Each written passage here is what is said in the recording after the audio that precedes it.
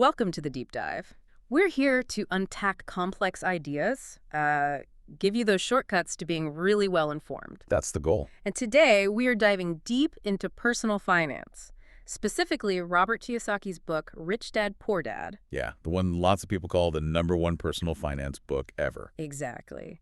And our mission today, well, it's to explore these really contrasting ideas Kiyosaki lays out about money, wealth, education. And pull out some maybe surprising insights, things that really push back against, conventional thinking on how you build wealth. Definitely. And just to be clear, all our insights, they're coming straight from excerpts of the book itself. Right. This book it's genuinely changed how millions see money. So we're digging in, finding those key nuggets for you, the listener, to help you get more control over your financial future. Okay, so let's start at the beginning. The core idea of the book. Kiyosaki talks about having these two dads, right? Two major influences, yeah. His biological dad, the, quote, poor dad. Highly educated, though. PhD, Stanford, Chicago. Right. Really impressive credentials. Absolutely. But then there's the rich dad. Not his biological father, but his best friend Mike's dad. And this guy, street smart, didn't even finish 8th grade. Right. And these two men had just completely different philosophies about money. Polar opposites, really. And Kiyosaki says this contrast, it kind of forced young Robert, to think for himself. He couldn't just accept one view or reject the other. Imagine hearing these things growing up. One dad says, "The love of money is the root of all evil." A classic phrase we've all heard. And the other one says, "No, the lack of money is the root of all evil." It just makes you stop and think, doesn't it? It totally flips things. And another big one he talks about is that phrase, "I can't afford it." Ah, yes. The poor dad would say that. Kind of shuts down the conversation, the thinking. But the rich dad, he apparently forbade those words, told Robert to ask, "How can I afford it?" And that shift, it seems small, but Kiyosaki argues it's huge. Is it just like positive thinking? Or is there more to it? Oh, it's way more. It's about training your brain, Mhm. making it active, not passive. I can't afford it is like giving up. Right. You just stop thinking. Exactly. But how can I afford it forces your brain, your best tool, to actually work, find solutions, exercise that financial muscle. Makes sense. And their differences went way beyond that, right? Taxes, careers. Oh, yeah. Taxes. Yeah. One thought the rich should pay more. The other, he felt taxes punished producers and rewarded, non-producers. Interesting perspective. And job. Career advice. Poor dad. Find a good company to work for. Security. Rich dad. Find a good company to buy. Ownership. Wow. That's a fundamental difference, even about family. Even family. One dad apparently said something like, "The reason I'm not rich is because I have you kids." Kind of blaming them. Ouch. To the other, "The reason I must be rich is because I have you kids." Completely different motivation. That is powerful. Using kids as the reason to get rich, not the excuse. And this all feeds into Kiyosaki's main point, doesn't it? That money smarts are learned at home. Mostly, yeah. Not really in school. That's his argument. Which explains, he says, why you see super educated people, doctors, lawyers, accountants, still struggling financially. They have the professional skills, the academic knowledge. But maybe not the financial skills. They know how to earn money, but maybe not what to do with it once they have it. So it's less about job security in the traditional sense. That's right. That reliance on a company or the government for raises, retirement plans, benefits. That was the poor dad's view. And the rich dad. Total financial self-reliance. Being financially competent yourself. Building wealth independently. Okay, so if just working for a paycheck isn't the main goal, what is? This brings us to that first lesson Rich Dad gave him, working for like 10 cents an hour. And then for nothing. Which sounds crazy, right? Exploitative, maybe? Yeah, a little bit. But Kiyosaki frames it as a deliberate lesson. A course mirroring real life. Rich Dad wasn't trying to be cheap. He was trying to spark something. Spark what? Anger. Passion. Exactly. Yeah. To get Robert to question the whole trading time for money thing, not just accept it, which leads right into the rat race. Ah, the rat race. That phrase is so well known now. Yeah, that pattern. Get up, go to work, pay bills, repeat. Over and over. Like a hamster wheel. Precisely. And Kiyosaki says people's lives get controlled by two main emotions here. Fear. Fear of not having enough money. Right. And greed, the desire for more, for nicer things. So you react based on fear and greed, not logic. That's the trap. You react emotionally, chase the paycheck, buy more stuff, need a bigger paycheck, and you're stuck. you're in the race. Okay, so breaking out of that race, this next point feels like the absolute core of the whole book, the foundation. It really is. If you get this one thing, it changes everything. Rich Dad's #1 rule. And it sounds so simple. What is it? You must know the difference between an asset and a liability, and buy assets. Asset versus liability, buy assets. Sounds straightforward. Deceptively simple, maybe, because the definitions Kiyosaki uses are critical. Okay, lay them out for us. Super clear. An asset puts money in my pocket. Okay, inflow, A liability takes money out of my pocket. outflow, got it. The big kicker here is that most people, he argues, spend their lives buying liabilities that they think are assets. Like, what's the big example he uses? Your house, your personal residence. Whoa, wait, everyone says your house is your biggest asset? Conventionally, yes. Mhm. But by his definition, does your house put money in your pocket every month? Or does it take money out? Well, mortgage, property taxes, insurance, upkeep. It definitely takes money out. Exactly. So by his definition, your primary residence is often a liability, not an asset. It's a cash drain, not a cash source, unless you're renting out rooms or something. That really challenges how most people think. And he shows this visually too, right? With cash flow diagrams? Yeah, he draws these simple diagrams showing how money flows for different groups. Hmm. For the poor, income comes in, immediately goes out to expenses, basic survival. Okay. For the middle class, more income comes in, but it flows out to buy more liabilities. Bigger house, nicer car, credit card debt. Expenses rise with income. Still trapped. Right, still on the wheel, just maybe a fancier wheel. You got it. But for the rich, the pattern's different. They use their income to buy assets, things like stocks, bonds, income-generating real estate, businesses. And those assets then generate more income. Bingo. That income covers their expenses, and the surplus is reinvested into more assets. The assets buy the liabilities, essentially. The cash flow tells the whole story. And this leads to what he calls the financial nightmare of the middle class. Yeah, that classic story. You get a raise, great, but then you buy a bigger house. So property taxes go up, you get a new car payments go up, maybe more credit card debt. So the increased income just gets eaten by increased expenses and liabilities. Exactly. Still trading time for money, just at a higher level. And he specifically calls out things like consolidating debt into your mortgage. Sounds smart, maybe get a tax break on interest. But you're stretching that debt out for 30 years, potentially keeping yourself tied down longer. Right. Still stuck in the rat race, just with perhaps nicer stuff around you. So the real actionable takeaway isn't just earn more money. Not primarily, no. It's about building that asset column deliberately, strategically, keeping liabilities and expenses down as much as possible. Focusing on how much you keep, not just how much you make, and making that money work for you. That's the core idea. Building a foundation that throws off cash, instead of just you constantly working for cash. Okay. So building assets is key. Right. And understanding how the wealthy structure things, that seems to be the next big piece. He talks about a secret weapon. Yeah, and this part can be a bit controversial, but it's central to his argument about how the rich play a different game. It involves the corporate structure. How does he introduce that? Something about Robin Hood. Right. He kind of flips the script on the Robin Hood story, challenges that take from the rich, give to the poor, ideal. He argues that historically, this idea ends up hurting the poor and middle class more.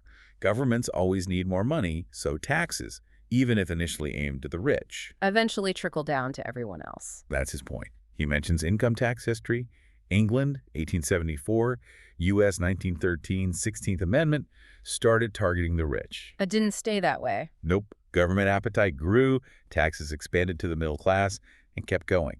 The rich, though, according to Kiyosaki, found a legal way around it, or at least to minimize the hit. And that way was... The corporation. Okay, so when he says corporation, what does he actually mean? Like a giant company? Not necessarily the building or the factory. Yeah. He emphasizes it's just a legal entity.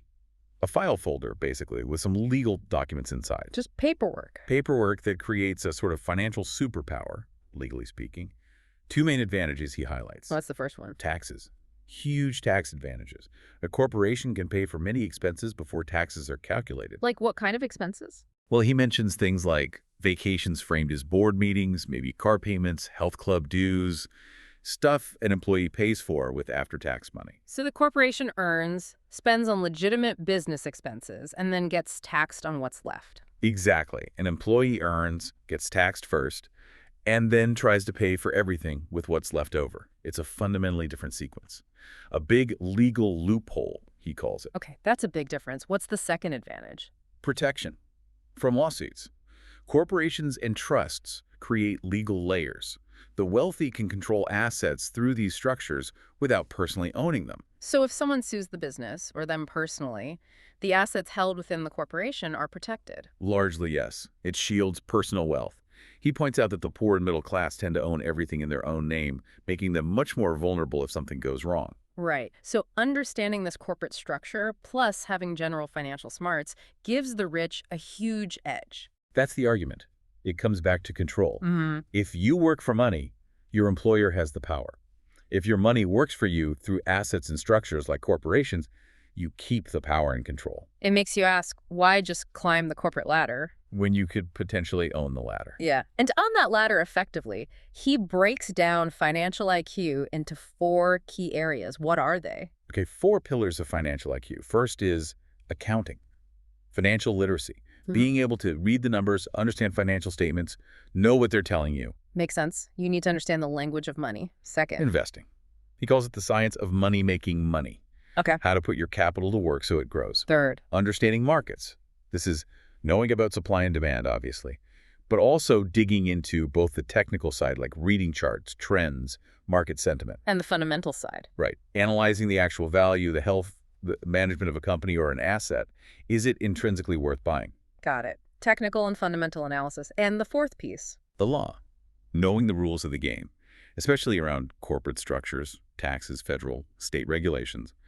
How to use the law to your advantage for tax benefits and asset protection. So accounting, investing, markets, and law, mastering those gives you that financial edge. That's what he argues, yeah. It's the combination that's powerful. Okay, but knowing all this stuff, having the IQ, it's still not automatic, right? People get stuck. Kiyosaki talks about roadblocks. Oh yeah, very relatable human obstacles. Even if you're financially literate, these things can stop you from actually building wealth. He names 5 big ones. Let's unpack them. What's the first? Fear. Big one. Fear of losing money. Understandable. Nobody likes to lose. But Kiyosaki says people are so afraid of losing that they lose, meaning the fear paralyzes them. He points out that winning often follows losing. You learn by failing. Like learning to ride a bike. You fall off a few times. Exactly. Or a golfer losing balls. He even quotes Rockefeller about turning disaster into opportunity. It takes a certain attitude, some guts, patience with failure. Oh, fear. What's next? Cynicism. That chicken little thing, the sky is falling. Hearing all the doubts, the negative noise from friends, the media. Right. Cynics criticize, they don't analyze, they let fear disguised as realism stop them. But savvy investors, Kiyosaki notes, often find the best deals when everyone else is panicking in the worst of times. And he also mentions those I don't wants, like I don't want to deal with tenants. Yeah, he sees those as potential keys. If you don't want to fix toilets, fine. That forces you to find a solution. Hire a good property manager. Now you're building a team, leveraging others. Cynicism just shuts possibilities down. Interesting twist. Okay, third roadblock. Laziness. And this one might surprise people. How so? Lazy people don't usually get rich, right? But he means a specific kind of laziness. Busy people can be the laziest, he suggests. Busy people, how? By staying busy to avoid tackling the important stuff, avoiding confronting financial problems, avoiding learning something new, avoiding difficult conversations, using busyness as an excuse to not deal with what really matters for their financial health. Ah. Okay, using activity as a shield against discomfort or effort in the right areas. Exactly. Fourth is bad habits. He says our lives reflect our habits more than our education. And the key, bad financial habit. Not paying yourself first. Yeah. That principle from The Richest Man in Babylon. We touched on that. Put money into your asset column before paying bills. Right. Most people pay everyone else first, and if there's anything left, maybe they save or invest. Paying yourself first, even when money's tight, creates pressure. Good pressure. He argues, yes, it forces your brain to find ways to cover the bills after you've invested. It builds financial discipline, makes you stronger mentally and fiscally, forces you to find new income streams, perhaps.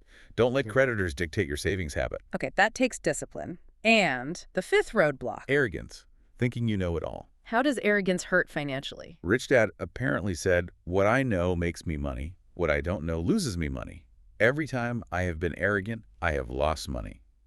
Arrogance is often just hiding ignorance, Kiyosaki believes. So you stop learning. You don't listen to new ideas or different perspectives. Exactly. You dismiss advice, maybe from someone who knows more about a specific investment, just because you think you're generally smart.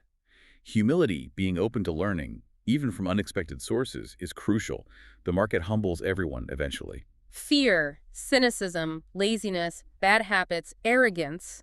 Those are some serious hurdles. So how do we actually start seeing the opportunities that gold everywhere Kiyosaki mentions? Right. He says most people aren't trained to see it, but developing financial genius lets you spot what others miss. He gives 10 steps to kind of awaken that genius. Okay, let's hit some highlights. What's a key first step? Number one is huge. Find a reason greater than reality, your why, a powerful emotional purpose. Why is that so important? Because building wealth takes time, there will be setbacks. You need a really strong why, maybe freedom, helping family, a specific goal to push you through the tough times when logic alone might say quit. Okay, a deep motivation. What else? Second, make choices daily to invest in education. Not just buying investments, but investing in learning about investments. Seminars, books, audio programs, like this deep dive. Exactly. Reading about experts, he mentions Trump, Buffett, keeping an open, humble mind to absorb new ideas, not just assuming you know best. Third, choose your environment. Choose friends carefully. Surround yourself with financially savvy people. You learn from them, you hear about deals, you absorb their mindset. He's quite blunt. Hang out with rich people because that's where the money talk happens. Makes sense. Information flow. Number 4 is about mastering formulas. Master a formula, then learn a new one. Don't get stuck. The world changes fast. Like his example of learning about real estate foreclosures, a specific strategy. Right. Learn one niche, master it, make money, then learn another, adapt. It's about the speed of learning, staying current, continuous improvement. Okay, number 5, we've hit hard already. Pay yourself first, non-negotiable habit. Absolutely. Financial discipline cornerstone. Build the asset column first. Don't dig into consumer debt. 6th, pay your brokers well. This might seem counterintuitive to saving money. But he sees good brokers, advisors, accountants as part of your asset column, really. They're your eyes and ears, providing valuable info that saves you time and makes you money. Don't be cheap with people who can make you wealthy. Value expertise. 7th is kind of intriguingly phrased. Be an Indian giver. What's that mean in this context? Yeah, the term itself is outdated, but the concept he's describing is about getting your initial investment capital back out of a deal as quickly as possible while still retaining the asset. So you reduce your risk to 0, but still own the income stream. Exactly. Like buying a rental property, refinancing to pull your down payment back out, but still owning the cash-flowing property. Or selling enough stock after a run-up to recoup your initial cost, letting the rest ride as pure profit. Get your seed money back to redeploy. Clever. Okay, number 8 sounds fun. Use assets to buy luxuries. This is a big one for listeners, I think. Don't use your paycheck or credit cards to buy that fancy car or big vacation. So how do you buy luxuries? You buy or create assets first. Let those assets generate enough passive income, enough cash flow, to pay for the luxury. So the asset buys the toy, not your labor. Precisely. He tells that great story about the friend's son wanting a car, getting $3,000 not for the car, but to invest to make enough money for the car. The lesson learned was far more valuable than the car itself. That's a great mindset shift. Number 9, choose heroes. Yeah, model successful people, learn from them, emulate their thinking, their strategies.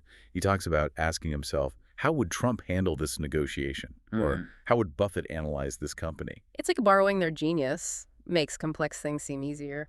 Kind of taps into that, yeah. These big goals seem more achievable if you follow the path of someone who's already done it. And the last one, number 10. Teach and you shall receive.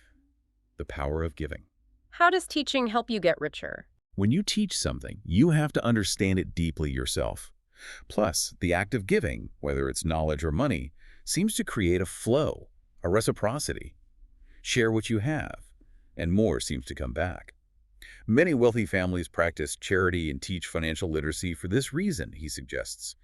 Give what you want first. Those are powerful steps. And he adds some really practical to-dos too, right? Like boots on the ground actions. Yeah, very concrete things like stop doing what isn't working. Sounds obvious, but how many people keep doing the same thing expecting different results? True. Take stock and change course. And actively look for new ideas. Read different stuff, explore niches. Find someone who's done what you want to do and ask them how they did it. Take them to lunch. Be proactive in learning. What about taking action in the market? Make lots of offers in real estate, he suggests. Use escape clauses so you're protected, but make offers. You don't get deals if you don't ask. Someone might say yes. Get in the game. And physically look around. Jog, walk, drive through neighborhoods regularly. Spot changes. See for sale by owner signs. Notice opportunities before they hit the mainstream market. Profit is often made when you buy, not just when you sell. Be observant and look for bargains. Shop for bargains, especially when markets crash. Most consumers run from sales in stocks or real estate, but run towards them at the grocery store. Investors do the opposite. They love a good crash because assets go on sale. Know where to look, think big, learn from history. It's all about mindset and action. Absolutely. And this ties into another key model he uses, the cash-flow quadrant. Right, the ESBI model. Can you break that down quickly? Sure. It categorizes how people earn income. E is for employee, you have a job. S is for self-employed or an accountant job. Small business owner, you own your job, like a doctor or a consultant. Those are on the left side of the quadrant. Right. Typically trading time for money, relying on their own efforts. The right side is B for business owner. You own a system and people work for you. And I is for investor. Your money works for you. And the goal is to move from the left side to the right side. Ideally, yes. From relying on your own labor, yes, to having systems and money working for you, BI. That's where true financial freedom lies, according to Kiyosaki. He uses an analogy for this, doesn't he? Something about water. Yeah, the water hauler's story. Ed carries buckets of water from the lake to the village every day. Hard work gets paid per bucket. If he doesn't carry buckets, he doesn't earn. That's the ES side. Okay, the bucket carrier. Then there's Bill. Instead of carrying buckets, Bill spends his time building a pipeline from the lake to the village. It takes effort up front. Maybe he earns less initially. But once the pipeline is built, the water flows automatically. Passive income, he makes money whether he's physically there or not. Bill built a system, an asset. That's the BI side. Build the pipeline, don't just carry buckets. It's a great metaphor. And Kiyosaki's own life path reflects this desire to build pipelines. He didn't stick to his initial path as a pilot. Right, he deliberately went into sales, learned about business, leadership. He says he worked to learn, not just to earn. He wanted skills that would help him build businesses, B quadrant, and invest intelligently, I quadrant, not just be a highly paid employee, E, or specialist S. He saw the limitations of hyper-specialization. And this connects to his broader view on education, right? Not just academic. Yeah, he talks about needing holistic development, mental, physical, emotional, spiritual education. He feels traditional school focuses almost purely on the mental. And prepares people mostly for the E and S quadrants. Good employees, good specialists. But maybe not well equipped for the B and I quadrants, for the emotional resilience and different skill set needed for entrepreneurship and investing. It doesn't teach you how to handle risk or failure or manage money effectively outside of a paycheck structure. Which is why he created the Cash O's board game. Exactly. To simulate the financial world, teach those B and I skills, accounting, investing basics, distinguishing assets from liabilities in a fun, safe way. Learn by doing, make mistakes with play money, not real money. Right. You can't learn to ride a bike just by reading about it. The game provides that experience, that practice, building financial literacy and confidence in a low-risk way. So it's about finding your own path, which might look very different from the traditional career track, trusting your gut, and committing to lifelong learning in all these different areas. That sums it up well. Breaking from the crowd sometimes and continuously learning. Okay, so wrapping this all up, connecting it back, this whole deep dive really hammers home that financial intelligence, that understanding of how money really works. That's your most valuable asset. Yeah, it determines what you do with the money that comes into your hands, what opportunities you can even see, let alone seize. It's not just about working harder.